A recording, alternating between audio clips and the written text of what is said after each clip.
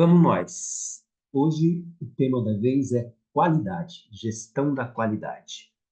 Vamos pegar o seguinte, qualidade. A palavra qualidade é uma palavrinha que tem um aspecto subjetivo. Como é que a gente avalia um produto? Como é que a gente avalia um serviço? De acordo com a nossa percepção. Então, a qualidade está no dia a dia, no cotidiano.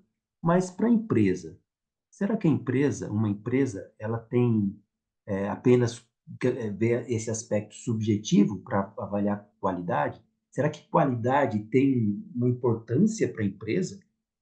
Já que qualidade tem um aspecto relacionado com o cliente, a percepção do cliente, a qualidade para a empresa passa a ter alguns pontos importantes. Primeiro, ela está relacionada à definição do seu planejamento. Para onde que eu vou? O que que eu tenho que fazer para conseguir conquistar mais clientes? Então, quais os meus objetivos? E aí, quais as estratégias? Como é que eu vou fazer para alcançar esse objetivo? E na parte operacional, minha operação, o que que eu tenho que mexer, o que que eu tenho que alterar, o que que eu tenho que melhorar na minha operação de modo que eu consiga atender melhor o meu cliente. Porque o cliente é que acaba determinando o sucesso da empresa, né? Então, com o passar do tempo, a qualidade deixou de ter um aspecto pura e simplesmente interno, né, da empresa, o produto ou serviço que ela vai oferecer, mas passou a ter um aspecto estratégico. O que que eu quero dizer com estratégico? Pensa no seguinte, num jogo. Meu objetivo é ganhar o jogo. E um jogo eu tenho meus concorrentes, meus competidores, os outros jogadores. E aí tenho dois ambientes, vamos pensar assim, dois ambientes, um ambiente interno, né, meu, ou no caso, pensando na empresa, um ambiente da empresa, e um ambiente externo. No ambiente externo, eu estou sujeito a outras forças, meus concorrentes, né? Então eu preciso pensar estratégias de conseguir vencer ou ser melhor que os meus concorrentes para conseguir conquistar o cliente. Essa é a ideia de estratégia, né? Então a qualidade ou a gestão da qualidade passou de um aspecto mais interno, onde a própria empresa definia o produto, né, as especificações, a qualidade que ela vai disponibilizar no produto, para um aspecto mais externo, ou seja, eu preciso estar atento ao que o cliente vai considerar como de qualidade, e aí eu tenho que pensar nas estratégias que eu vou utilizar para ser melhor que os meus concorrentes. Então, a qualidade, ela não é mais determinada apenas pela empresa, mas principalmente pela percepção do cliente. E ao longo do tempo, então, ela passou desse aspecto mais operacional para um papel mais estratégico, onde eu penso na competitividade da empresa, eu penso também na fidelização né, dos clientes, dos consumidores, e na eficiência dos processos internos, de modo a atender esse padrão ou essa percepção de qualidade do meu cliente.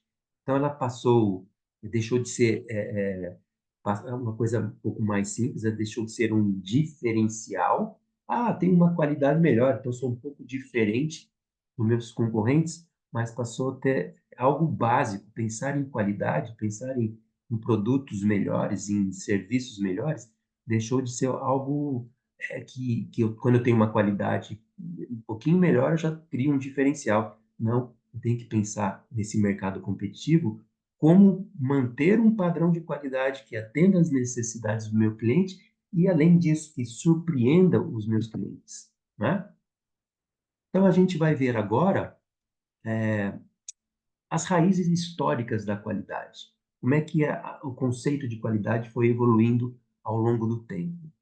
Primeira fase, vamos pegar a fase do século XVIII, a primeira revolução industrial, onde o processo era determinado, ou o controle de qualidade, se a gente pode dizer assim, era muito mais definido por uma inspeção visual. Ó, vou ler um trechinho aqui importante. Ó. Na primeira revolução industrial, o foco estava na produção em escala, Nesse cenário, os produtos eram avaliados individualmente por meio de inspeções visuais feitas por supervisores ou operários experientes, né? Então, o controle do produto, né, era feito peça a peça. Se o produto atendia, se, visualmente, se tinha alguma falha, né, algum defeito, algo que pudesse atrapalhar ou passar por uma percepção do uso errado desse produto, né, o uso ruim desse produto, ou não ia atender a necessidade do cliente. Depois, lá pela década de 1920, começou a aparecer métodos estatísticos.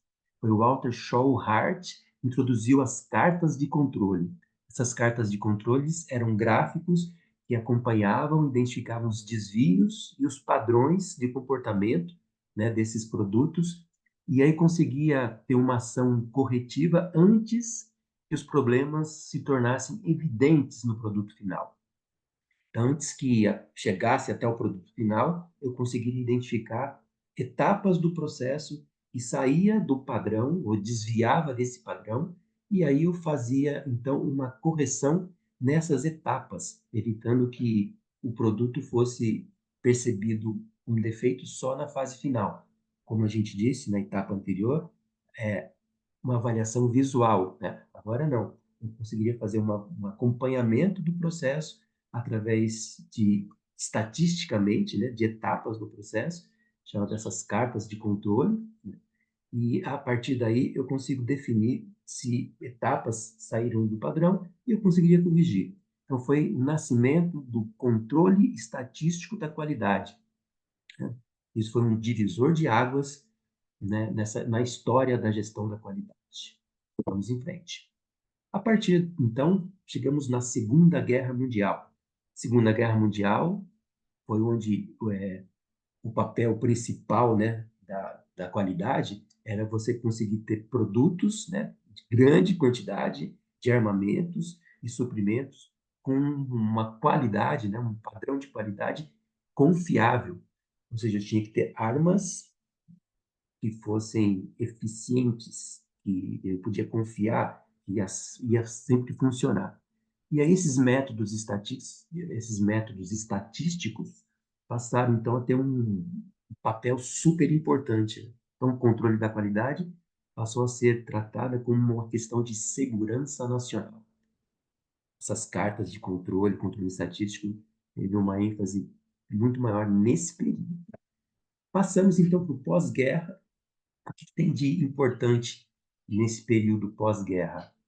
É o Japão, o crescimento, a recuperação do Japão. Essa recuperação do Japão foi feita com ajuda, né, com o apoio dos Estados Unidos, e foram várias pessoas lá para o Japão. Entre eles foi o Demin e o Juran, né, José Duran e Eduardo Demin, e eram pessoas que com uma ênfase grande nesse aspecto de qualidade, né? Então ajudou a reconstrução industrial do Japão, e o Japão tem um aspecto importante, que é a parte cultural, né? Os japoneses não só aplicaram os conceitos de qualidade, mas também adaptaram a sua cultura, a forma como eles convivem, né? O resultado desse esforço foi a criação de um conceito muito importante, que também foi um divisor de águas, é o conceito da qualidade total. É a qualidade total, onde os aspectos não estavam relacionados apenas no produto, mas sim estava relacionado à empresa como um todo, né? A visão da qualidade não era restrita a apenas uma área de controle de qualidade, mas tinha que ter uma visão do processo como um todo. Todos da empresa participam desse processo de qualidade total, né? Esse foi um caráter super importante. Vamos ver agora no Brasil. Como foi o aparecimento do conceito, da ideia de qualidade total aqui no Brasil? O ponto mais importante foi a partir da década de 70, as multinacionais estrangeiras passaram a trazer para cá as práticas, né? Práticas de gestão da qualidade e as práticas de controle da qualidade. Mas foi lá nos anos 80 e 90 e o movimento acabou ganhando força em função da competitividade, né, na busca de aumentar a competitividade das empresas nacionais e pela abertura do mercado. Então, o Brasil começou a também ir para o mercado externo, internacional, e as empresas tinham que competir nesse mercado também, né? E os consumidores, por outro lado, passaram com a comparação dos produtos, né, internacionais, estrangeiros, passaram a ter uma avaliação, né, um caráter de busca de produtos também mais confiáveis, né? Então, teve uma pressão dos consumidores por produtos e serviços mais confiáveis e de melhor qualidade, né?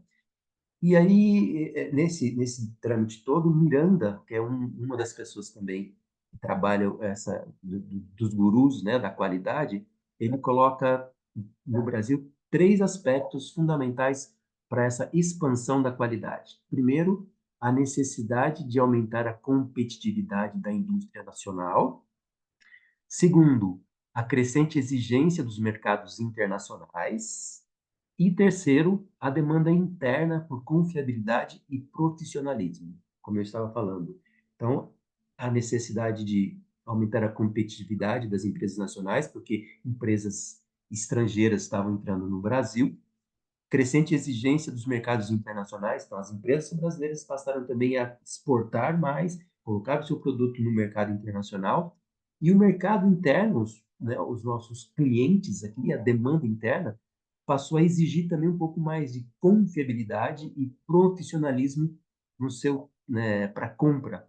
E aí que surgiu, então, aí foram implementados vários programas como o 5S, né, as auditorias internas e a busca por certificações como a ISO 9000. Ficamos então por aqui, daqui a pouquinho a gente volta.